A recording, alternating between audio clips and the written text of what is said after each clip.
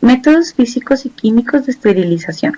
El objetivo de cualquier proceso de esterilización es destruir o eliminar todos los microorganismos presentes en él o sobre un objeto o sustancia.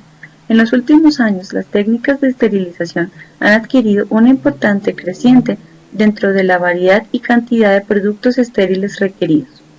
1. La selección de materias primas y componentes o preparación del material de manera tal que la carga microbiana sea mínima, es decir, el tipo y cantidad de contaminación microbiana va a ser inactivada por el proceso de esterilización.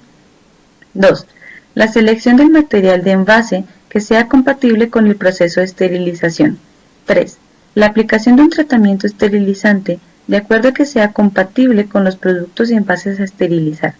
4. La validación y control de rutina del proceso de esterilización. 5. El almacenamiento y transporte adecuado de los productos estériles. Y 6. El suministro, apertura y utilización de los productos estériles sin recontaminación. La atención de cada uno de estos elementos esenciales proporcionará la seguridad máxima que los productos presenten el menor riesgo posible de contagio. Debemos tener en cuenta que la esterilización puede realizarse de 3 maneras. Por métodos destructivos, que casi siempre implican el calentamiento apreciable del material o de los poderosos agentes oxidantes. 2. Por muerte o inactivación, que significa la eliminación del microorganismo sin que exista necesariamente la desintegración de las células.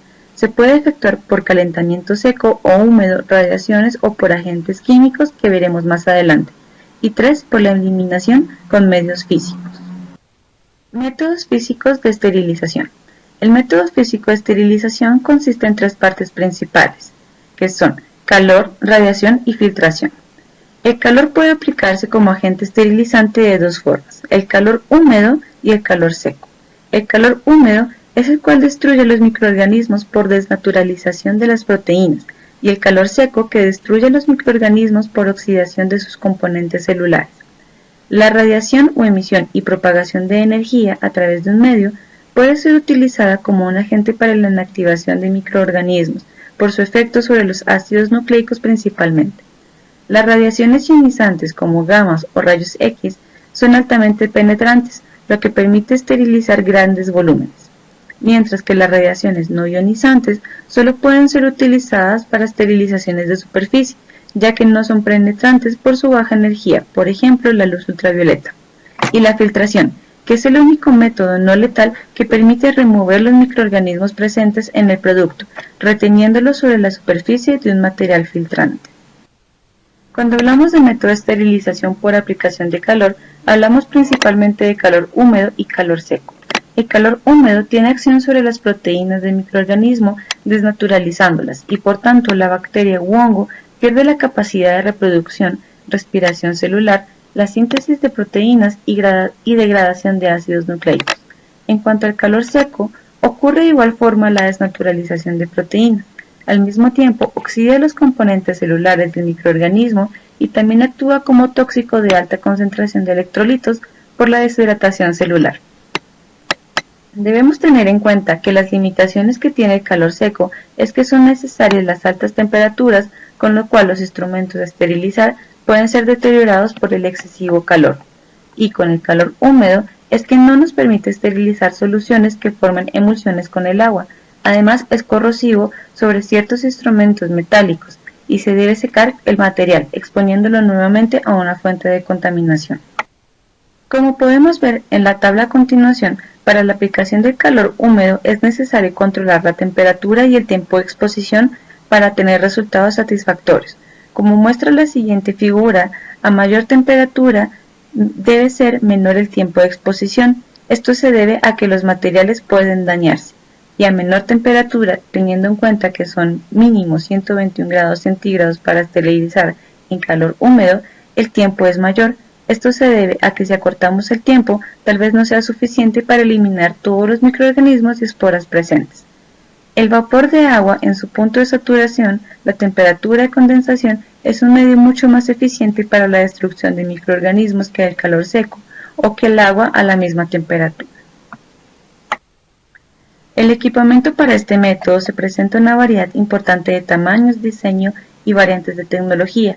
Dependiendo del uso al que esté destinado como esterilización de soluciones parenterales, insumos hospitalarios, materiales y medios de cultivo para laboratorios de microbiología.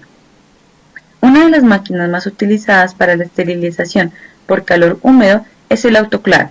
Esta máquina actúa como horno a presión con temperaturas de 121 grados centígrados y 15 libras por pulgada cuadrada de presión por 15 minutos. Aquí podemos esterilizar materiales y medios de cultivo, material de laboratorio, vidrio, plásticos resistentes y metal. Para mayor información sobre este método, se debe consultar el material complementario a este curso. Otro de los métodos de esterilización por calor húmedo es la ebullición, donde se hierve el agua a 100 grados centígrados, de tal forma que las formas vegetativas se destruyen en 10 minutos y las esporas mesófilas en 30 minutos. Para las esporas termófilas requieren varias horas de ebullición. Con ayuda del carbonato de sodio al 2%, se logra aumentar el poder geminicida de las esporas a tan solo 30 minutos. En cuanto al calor seco se refiere, como podemos visualizar en la tabla a continuación, se requiere mayor temperatura y mayor tiempo en comparación con el calor húmedo para que sea satisfactoria la esterilización. A mayor temperatura, menor es el tiempo de exposición y a menor temperatura, mayor es el tiempo de exposición. Este método se utiliza para la destrucción de materiales contaminantes, especialmente el material biológico. En calor seco, un ejemplo a continuación es el mechero Bunsen, utilizado ampliamente en los laboratorios de microbiología para la esterilización de implementos de laboratorio de origen metálico o de vidrio, por ejemplo, el asa bacteriológica o la espátula de Drygalski. Sin embargo, debe flamearse durante unos cuantos segundos. El mechero da un radio de 15 centímetros de esterilidad sobre la zona para poder trabajar en la siembra del medio de cultivo. Para mayor información sobre este método, se debe consultar el material complementario a este curso. Las radiaciones ionizantes se utilizan para tratar una gran diversidad de productos con distintos objetivos. Entre las principales aplicaciones se puede mencionar la esterilización de productos de uso médico, tejidos biológicos para el implante, productos odontológicos, productos farmacéuticos, envase y la descontaminación de materia prima, cosméticos y alimentos. Dado que el proceso de irradiación es una etapa de un proceso de fabricación de un producto, se deben aplicar las buenas prácticas de irradiación, que incluyen una etapa inicial de la validación del proceso y una vez culminada esta etapa, el producto será procesado y controlado de forma rutinaria en las condiciones establecidas en la validación. Vamos a tener dos tipos, la ionizante y la no ionizante. En la ionizante vamos a tener a los rayos X, gamma y catódicos. Ellos tienen la capacidad de lesionar o dañar los ácidos nucleicos del ADN del microorganismo, alterando su estructura e impidiendo su replicación. Además, por la ionización del agua que forma los radicales hidroxilo, que son altamente reactivos con las macromoléculas y específicamente con el ADN. En la no ionizante tenemos la radiación ultravioleta, que forma puentes covalentes en las pirimidinas de los ácidos nucleicos y la formación de dímeros de timina, la cual cambian la forma del ADN, evitando el apareamiento de bases y alterando la replicación y la transcripción. La radiación más utilizada en un laboratorio es la radiación no ionizante, es decir, la ultravioleta. Como equipamiento podemos tener la cámara de flujo laminar, que se esteriliza por acción de una lámpara de luz ultravioleta, o incluso podemos tener una habitación con lámparas especializadas para esterilizar grandes zonas. Para mayor información sobre este método, se debe consultar el material complementario a este curso. La esterilización por filtración es utilizada en los laboratorios sobre todo para la esterilización de compuestos químicos, por ejemplo, un buffer o un tampón, líquido que es utilizado en una cromatografía. Además, aquellos compuestos que no pueden ser esterilizados con calor o radiación. Este método consiste en utilizar un filtro con poros no más grandes de 0.22 micras. Gracias al tamaño del poro, este va a actuar como un colador, filtrando únicamente el medio líquido y dejando en el filtro partículas más grandes, por ejemplo, como suciedad, impurezas, bacterias, hongos y virus. Para filtrar con este método se requiere de un equipamiento especial, lo cual se puede observar en la imagen a continuación. Una vez realizado el montaje, como se observa en la imagen, se procede a colocar el líquido en el embudo. Gracias a la acción de una bomba al vacío, el líquido va a pasar de manera descendente por el embudo, pasando por el filtro de esterilización y recolectándose en un Erlenmeyer. Para mayor información sobre este método se debe consultar el material complementario a este curso. Los métodos químicos de esterilización son aquellos que tienen la capacidad de reaccionar con gran facilidad con diferentes grupos funcionales de los ácidos nucleicos y proteínas, modificando estos componentes esenciales de los microorganismos y alterando su viabilidad. Vamos a tener dos principales, el método gaseoso y el no gaseoso. Los agentes químicos gaseosos como el óxido de etileno, el formaldehído, son alquilantes que inutilizan los grupos funcionales responsables de las actividades vitales de la célula. El formaldehído es un gas fácilmente soluble en agua que se utiliza vaporizado en cámara cerrada en concentraciones de un 2 a un 40% en la esterilización hospitalaria y en la industria farmacéutica. Se emplea asimismo como un desinfectante de superficies. Otros aldehídos y diversos agentes químicos no gaseosos se utilizan en solución principalmente para la esterilización y desinfección de materiales por inmersión, por ejemplo, los aldehídos o el ácido peracético. Desinfectantes y esterilizantes químicos más utilizados. Tenemos el óxido de etileno, que es un gas inflamable potencialmente explosivo que inactiva los microorganismos al sustituir a los átomos de hidrógeno lábiles por otros grupos, por ejemplo, como el hidroxilo o el carboxilo.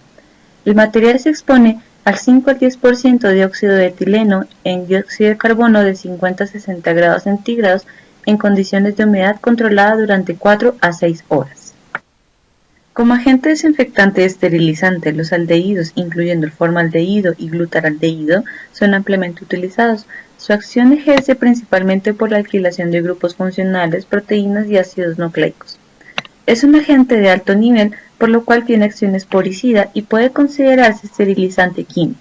Su espectro es amplio, como un agente esterilizante de concentración al 20%, desinfección de alto nivel por 20 minutos, desinfectante de superficies al 8% o como conservador al 0.1%. En cuanto a este último, en nuestro medio está prohibido en domicilios, pero su uso está permitido en cosméticos que utilizan en posterior enjuague. Los puntos negativos los da su patrón de toxicidad, dado que es irritante, hipersensibilizante y fundamentalmente catalogado por la OMS como probablemente carcinógeno para el hombre. Cuando se usa para la desinfección de grandes áreas o equipos, debe utilizarse elementos de seguridad adecuados para evitar la exposición de la piel y su inhalación. Cuando se utiliza para la desinfección ambiental en forma gaseosa, sea en aire o cabinas de profilaminar, el área a tratarse debe ser evacuada durante todo el tratamiento y antes de permitir el ingreso de personas. Debe neutralizarse con vapores de amoníaco o ventilarse perfectamente.